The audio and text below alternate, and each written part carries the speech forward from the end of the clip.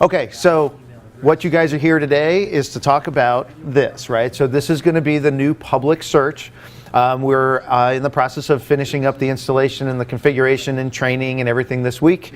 And so what we're going to talk about today is the public search access. Just so you know, the public search access for the web as well as the public search access for inside this office is exactly the same. So whatever you use at home or in your office is exactly what you will use here. Same functionality, same features, same everything, okay? So one of the first things you'll notice that is a little bit different is that you will have to log into the system. So now you can go in as a guest and you can go in and search to your heart's content. However, if you create a user, there are some additional capabilities that you'll be able to take advantage of, and we'll talk about those kind of as we get a little bit further on into the demonstration. So first time, if you wanted to create a user, you can just go and say, I want to create a new user account. You can enter some basic information about your account. You will receive a activation email, so you do need to put a valid email address, and then there'll be a link for you to click on, and you'll click on that link, and then that will make your account then active. The email you should receive it in, less than a minute or less, should be instantaneous. Okay, so basically basic information on setting up your account, but again, there are some features that I'm going to talk about that are saved with your account logins, so that if you're doing work here and you're saving some information or doing some searches, you can actually, when you go, and you can continue in your office, and that information can come with you, and that, and some of those different settings that you may pick, like how many results you want to show on the screen and different settings like that. So we'll get into those in a few minutes. So what I am going to do, just to bring up, I am going to log in to the system. I have a login. You will go through a disclaimer, and this is just information for the public, about the records that you're about to look at, and then you will come to the home screen. So let's talk about this screen a little bit. So things that you see on here that are of use. You'll have menus across the top that give you some of the different features that are available in the system. I can do the searching, I can go to search guide, preferences, print queue, print history, a contact link. So if you want to send an email to us for support. You'll also see items in here. So again, a lot of the same functionality here on the home screen for you to have access to. Now, one thing that's nice here, the additional links, just so that you know, this is where we'll have some documentation. It is still being completed. So right now, it is not done yet, but it is in process. So that will be completed before we go live. So you'll have some tutorial information, different basic information in terms of how to use the site. We do complete that at the end of the configuration, since we do include information about the site. And so we're finishing all that up this week. Okay. So let's talk about user preferences a little bit. So now if I do have a user, I can go in and look at user preferences. So this is where I can update information like my email address, or I can change my password, different information like that. Currently, you'll notice that I only have one image viewer preference. So the way the system works internally and in the current state is it uses a Java applet for viewing images. However, at the end of the year, we are rolling out new functionality that has two options. So you'll have the Java version, and you'll also have a non-Java HTML5 version. This version will run on all platforms. So it runs in Chrome, it runs in Firefox, it'll run on your iPad, it will run and allow you to view images on a whole variety of platforms. It does not require Silverlight, does not require Java, requires no additional plugins, will run in all modern browsers. Okay, so, and that's actually being rolled out onto our first servers in our data center on the 28th of December. And so Franklin County will actually be one of our first customers to go live having access to this new technology. It's actually been under development for almost a year. So it is just about finally ready for rollout, and we timed it actually to go out with this deployment. So we figured this would be the first ones to take the benefit of the new thing. It's really nice. It's the viewer, as you see, the image viewing that will show. It is from the same company, it's the same functionality, it's just, again, no Java, no plugins, no Silverlight, no nothing, okay? Other things in here that we're going to kind of get into a little bit later. So if I have an escrow account tied to my user, I can view information about that account. We'll talk about that in a little bit. Fraud Sleuth, we'll also get into Fraud Sleuth a little bit later. And then here are some of my individual user preferences. So where I can set how many records do I want to show on a page. What do I want my default sort order to be? So do I want to be default ascending or descending? Some people like to see newest to oldest. Some like to see oldest to newest. This way you can choose whatever your user is by default. You can also set, and this is what's really nice, saving my last search criteria between logins and initializing my search types. Really nice functionality there. So if you're working here in the office and you've got to go, but you need to finish up some searches, you can actually, when you log out, log back in, whatever the last search you did will be initialized in the search window. Okay? So again, you don't have to go, what was I doing? Where was I at? It'll actually remember the last thing that you did. Okay? And then just a couple of additional options about highlighting information that are in the print queue, which I'll show you guys, and then alphanumeric searching, which I will also talk about when we get into criteria. Okay? So let's do some searches. So I'm going to break this up into like 3 parts. We're going to talk about the different criteria and different options that you can pick and what you can do. We'll talk about results, and we'll talk about details, right? So there really are 3 parts to the search process. I have, if I want to search, do different types of searches, I can search by name, I can search by document number, I can search by volume and page, and I can search by legal description. Now you'll notice though, when I search by name, when I'm in the name search, it's not just names that I'm looking at. I have name, I can search by consideration amount, I can add in recorded date, and I can select document types. So I can filter, even when I'm doing a name, by a number of additional criteria. But for starters, I'm going to do just a simple date search. So just so you know, this is on the production servers, and it is live converted data. However, it was a small subset of data just to be used for this demonstration. So really, we're going to be talking mostly about functionality today, not necessarily about data, okay? Just so you guys know. So I don't have data that goes back, 75 years. We are still doing validation on that data as we speak. So when I do a search, it will bring me to a result page, very similar to what you see now, where you'll have document numbers, types, the names, legal descriptions, recorded dates, volume page, marginal references. So again, now when I search, because I did a date range search by default, it's going to come in sorted by date, right? It's not sorted by name. It's because I did a date search. It's going to sort by date. If I do a search by name, it sorts by name. If I do searches by other types of criteria, it sorts by those types of criteria. However, I can click on the headers to adjust the sort or modify the sort. We do a lot of dynamic sorting in the system. Just so you know, there's always primary and secondary sorts based on the types of searches you did. And we've built this up over 10 years of working with people like yourself of what are the best ways. So if I'm sorting by a date, what should be the secondary sort? Because there are a lot of things with the same date. Well, I want to sort by date and then by doc number, or by date and then by name, or depending on the type of search that we're doing. Okay?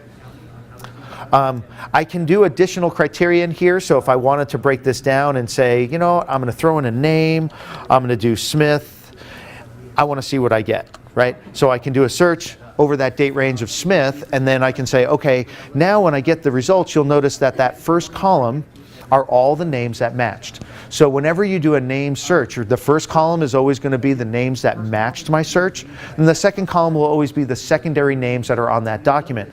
So in a search like this, the same document will show in the list more than one time if there are more than one match on that particular name. So even though we're in a search, that first 20% of the screen will always, not that we don't like looking at it, but will it always be there? As it is configured today, yes. It's 20% of the screen being unused. By the time we're in the search, we know we're in front of the county, we know we're browsing the report. Right, I understand that, and that's, as I said, as the system is configured today, that's how it was decided here, working with the county on how that's going to be done, and that's how it is set up today. We can I can discuss with Terry offline different options if he wants to go that route, but again, this is stuff that we had decided together of how it was going to be set up. And again, I do appreciate the question, but for now, let's try and keep the questions to the end. So I want to make sure I get through everything because I don't want you guys to miss out on anything. Okay. So again, First column is going to be the names that I matched on. The second column is going to be those other names. Now you'll notice on the screen I'll see different plus signs. Well, anytime I see a plus sign, that's something that says that there's additional information there that I can view right here on the search details. So I can click on that and it'll actually show me the additional names that are on that document. So even though I searched on that Smith, it'll actually tell me that there's multiple names that matched on that particular document. So very handy, especially if I'm breaking down my search looking for an individual person. Now I can actually see that there's other people there without having to go all the way to the document level. Okay? So same thing goes true here for any time I see the plus signs or there's multiple names. So, and actually let's go back to our criteria. I want to show you that there are other, let's just do our date range again, because you may have multiple parcel IDs as well, or multiple legal descriptions. So same thing, you're going to show the first legal description on the screen, but if there's multiples, you can click on it and see all of the legal descriptions on that particular document. And so I can go through and I can say, oh, okay, so here are the different parcels, the acreages, if there's multiple legals, multiple lots, multiple units, whatever, however it was indexed, I'll have the ability to see that information right here without having to go into the details. However, all that information is also available at the detail level as well.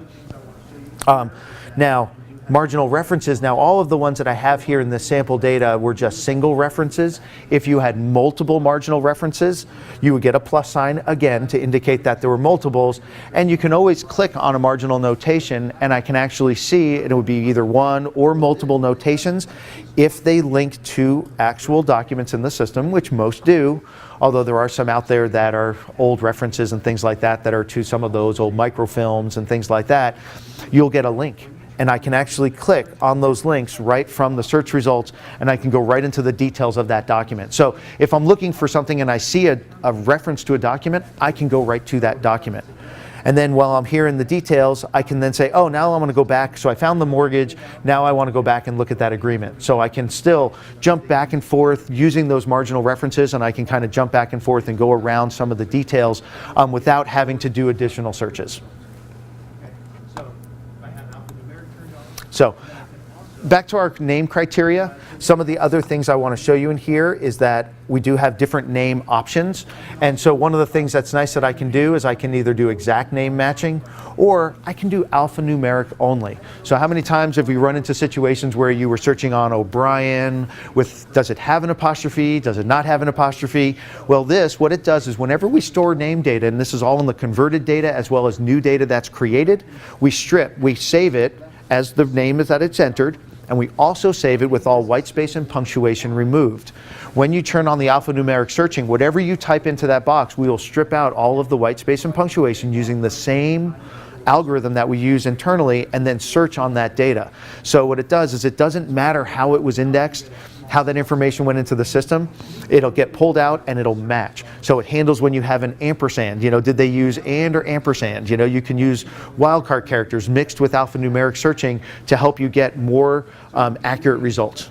Okay, so if I have alphanumeric turned on, and then I can also utilize, so maybe that Smith was more than I wanted. Oops.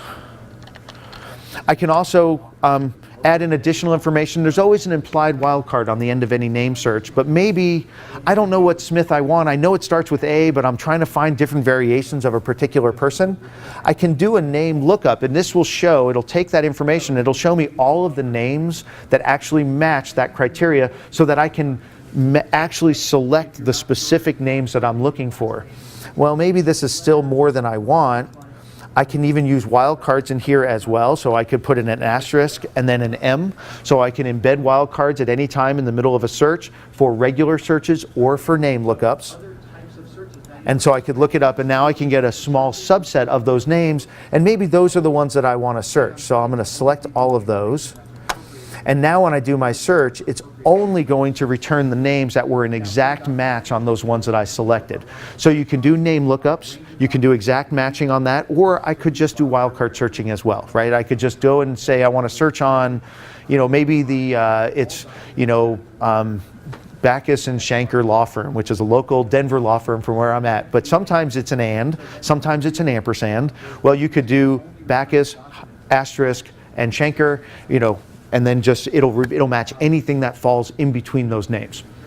So, you know, you can use the wildcards in many, many creative ways, and you can use multiple wildcards in a single search. So if you're not sure about a first name and a last name, and there could be some transposed letters or something along those lines, you can use those wildcard characters pretty much scattered throughout to find the information that you're looking for. All right, so other types of searches. Now you'll notice when I change to do other types of searches, we give you different fields to pick from. We're always big on trying to only give you the information that's appropriate, or the criteria fields that are appropriate to the type of search that you're doing. Now for document numbers, I can do a range. So if I wanted to search on a range of documents, I could do that. You can also use wildcard characters, and since I don't know any off the top of my head, I will say I want to find all documents that start with that number, because I'm not sure, right? And I can do a range. So then when I do those documents, it will only return the documents that match the information that I entered. Okay, so you know, again, it's very handy if you're not sure exactly what you're looking for, or if you do, you can enter the actual document numbers and get those range of numbers that you wanted to have. Volume and page searching. So you can enter volume and pages. I'm sure you're familiar with the archive section of the current data. What we've done is we've brought over and incorporated so far in here I've got the deed books incorporated in. So when you do volume and page searching, it'll search, you can search plat books, you can search condo books, you can also search those old deed books. So if I were to type in book 125, page 10, and did a search, it's going to return a reference to that document. And the mouse moves much faster over here than on the screen. So now when I go in, I can actually go in and view. So this is that document. This is that old document, right? So the old archive books. And if I want to just go through that book, I can use these links here, and I can just go to the next page. And so we can go through, and a lot of these have data on the bottom, so I can kind of go through those, and I can actually go through those documents through that entire book sequentially. Okay, so that's kind of through those old archive books. The index books are coming. The plan is to have them there for day one, so we are in the process of converting that information so that you'll have the ability to do those index books lookups as well. They will show up as another search type. The main difference on how our index searching works compared to what you see today is you'll actually be able to type in a name, and it will pull the information out of that name and then take you to the proper, and show you the results of the proper books that match that particular name. So instead of just drilling down into the letters, you can actually say, I want to find John Anderson. And then over time, if we wanted to do some additional indexing, we could actually drill that down into more granularity. But for now, you'll get the list of the books that match, okay, or the pages that match. So back to our criteria, and I can always jump back and forth. So even if I go to criteria, I can go back to the results. It always remembers what I have last done until I do that next search. So let's go back to our criteria. And then the last thing I'll talk about here is legal description searching. So legal description searching, you'll notice that again, it's combined. It's a combined search, so I can search by name. I can include subdivision, lots, parcel IDs, acreage, plats, units, recorded dates, and doc types. And I can do that all in one place. So I can just enter the information that I need. So for example, what's nice, maybe I am looking for a particular subdivision, and it's Yorkshire, but I don't know which one, because there's a whole bunch of different Yorkshires that it could be. Well, what's nice is that, again, I can use our wildcard. So I can say, you know what, I want to find any matches of that subdivision regardless of what the extra stuff was. The subdivision list that we had that was kind of the standard list was about 9,000 subdivisions, but there are over 110,000 unique subdivisions referenced in the data, as I'm sure you guys are aware. So now instead of having to type in the exact matches, you can actually do wildcard searches on those subdivisions, and you can actually then find all of the different subdivisions that may have matched. You can add as much detail as you want in order to get what you're looking for. I can also add in lot information. So maybe I wanted to go through and I wanted to search only particular lots. I can do ranges on lots as well as individual lots.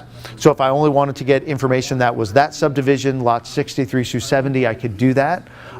The way they'll be indexing the data going forward, and in how some of the data we're converting, the goal is on the new data, you will be able, if they index the data and they say lots 1 through 10, you will be able to search on lot 8 and it will match. You can search on lot 6 and it will match. Search on lot 11, it will not match, okay? You do not have to type in 1-10, however, that will work as well. Okay, so you could do either of those. And we are working on trying to determine the older data, since there's a mix of units as well as lots in that data. So we're working on building out the old data as well. So the goal is to have it so you can do those searches, and then you can actually go into those lot ranges and actually find those lots right out of the documents. So when I do a search here, it only returns a few documents, but as you can see, it only matches the documents for the ones that for the criteria that I entered. So, and again, same goes true. I can do ranges for acreage, and I can enter plat numbers, and and if I wanted to, and I only wanted if I only wanted deeds or types of deeds, I could select just deeds. Now you'll notice here are all of the deed type documents, but I can just select at the highest level, or I could go down and individually select specific documents that I want to search. Now let's go back to our name search, keep it simple. Now, one thing you'll notice, and I don't know if you guys, because you can't see my hands, is you could pick, right? I could go to a date picker here and I could pick a date, and it works great. Personally, I like to type. I find it a lot quicker, and when I'm typing, I am not entering the slashes. I am just typing the numbers. So the system will automatically enter the slashes for you. So as you're typing the dates, you can just type in, 10/11/01/2015, and it just does the magic. So it's my favorite thing ever because I wrote it. So now let's go ahead and go back and do our search, and let's talk a little more about what we're seeing on the result screen. So some of the additional capabilities that you'll see up here, you'll see things like add selected to queue, print results, print all. So these are some different functions that you can apply to the results screen. So if I wanted to say I want to print the results and I want to see what these look like, I could just go ahead and I could open up our results.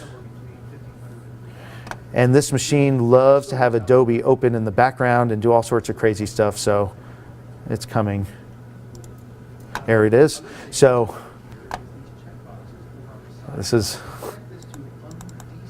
So basically what you see here is, you can see here are the results of all of the information that we generated, and it just generates a PDF file that you can print out. So again, it's very simple.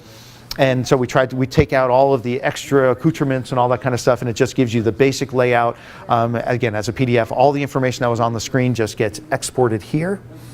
And so you can print that out in a nice pretty view, as well as you can do print all. Now print all will actually, because here we notice we're only looking at page 1 through 40 of 16,165 items, right? So this is just going to print the page I'm looking at. You can do a print all. It is a configurable setting, so we do limit how many you can do so that somebody doesn't try and print a 300-page PDF file. However, that number is variable, and we'll work on, I think the limit usually somewhere between 1,500 and 3,000 records, which still works out to 30 or 40 pages. So it's still quite a lot of data that you can print out at one time. The other thing to note here is these checkboxes over on the side. Now I can check this to deselect all the documents, and I'm just going to pick a couple here, because there's a number of different things that we can do when I pick documents. So now they're selected. Maybe those are ones I know I'm going to want to print those later. So we have something called the print queue. And what the print queue is, it's really a shopping cart, but since you guys don't have to pay when you're online, it's really just a queue of documents that you're holding onto for later printing or download or email or whatever you want to do with them. So because maybe you're just going to gather them all up, look at what you've got, decide if that's what you want to use or not use, and then you can kind of pick and choose and then print them only the things that you want. But I can also, maybe hey, I know I need all these. I'm just going to say add selected to queue.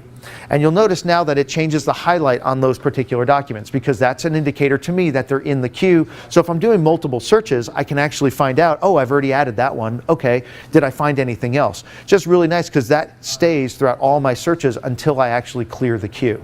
All right, so it does let me know that they're in there. And now I can also add documents to the queue, because maybe I want to go in and I'm going to look at the details of these documents. And so when I'm in the detail view, you'll always get the details on the left. You'll have the image here on the right. If I want to make the image bigger, I can do it in a couple of different ways. I can either hide the details and I can make it big. Or I can also push the plus sign here, which is or the W key, and that'll actually open it up in a new window. And so if I had another monitor and I wanted to look at it really big, I could do that as well. So I could kind of blow it up and make it really big. On the left, you can see there is a number of, all the information about the document, the recorded date and time. You can also, where the signature page and the legal description page are identified, you can just click View. It will take you directly to those pages as they were indexed. And so I can go through, I can go to the legal description page if I want to, so I can kind of just jump directly to those pages, okay? And so again, it also shows the additional, if there's marginal notations, the grantor grantees. I can also view the legal descriptions here, so I can see what legal descriptions. And if I wanted to print that out, I could just click the print button here and I can actually get a print view which pulls that data out. It gives me the ability to pull that out and print that if I wanted to print that out for my reports or anything like that. And something I failed to mention, because it does happen, and let's just go back to the results. When we talk about legal descriptions, I forgot to note this guy.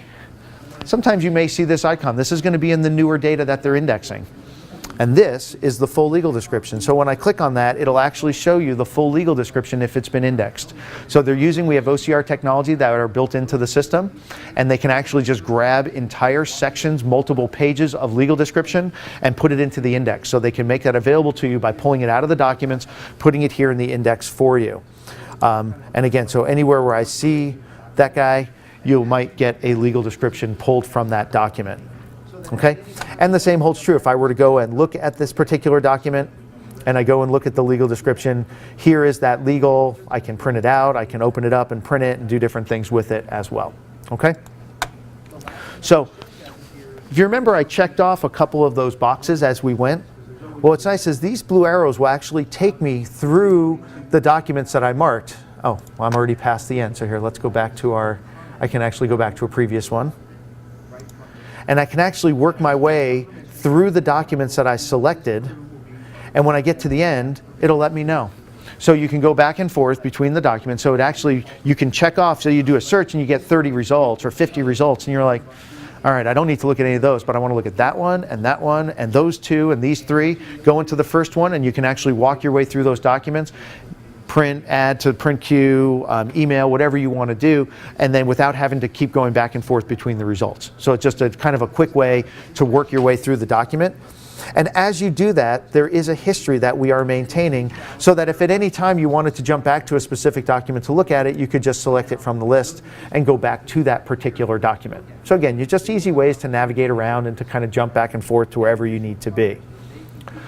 The last thing I want to show you guys in here is something, well, actually one of the last things, because there's always more last things for me, is the ability to, if you have a problem, we now have the ability to allow you to submit comments about a particular document right from this screen.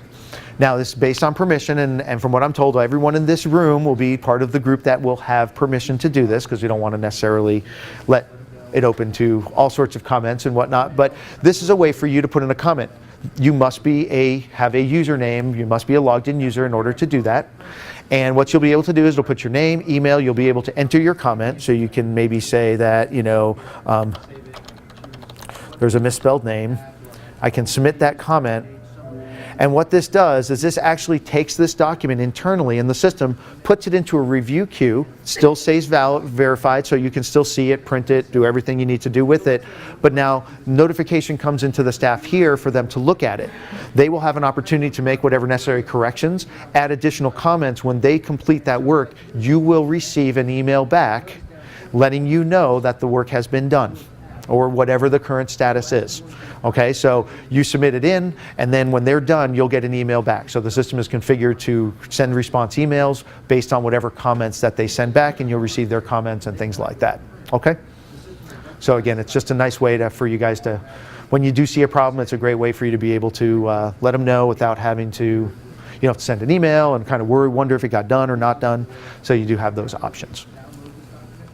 Now from here I can also print, I can email, or I can download. So I can, if I want to save the image, I can just save it. I can just come here and I just want to save it, and I can choose what pages do I want to have. Do I want to have all the pages, current page, some of the pages? So I can choose different information like that. I can also print or email.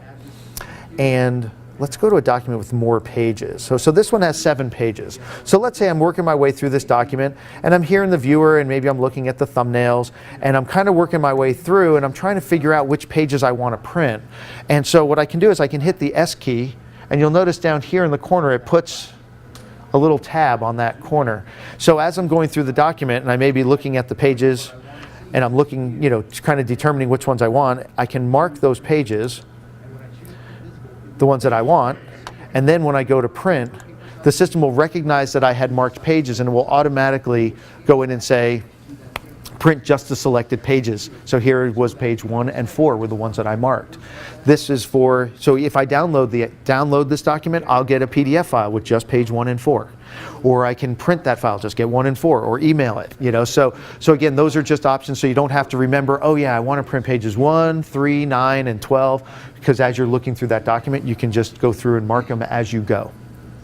And if I want, then I can just say, you know what, I'm going to add this to the print queue, and I'll print that later. And as I'm going through, maybe I'm going to this one, and maybe in this particular document, I want to print, maybe this is a plat, right, as an example. Maybe it's a plat, it's really big, and I want to print just a portion of that plat.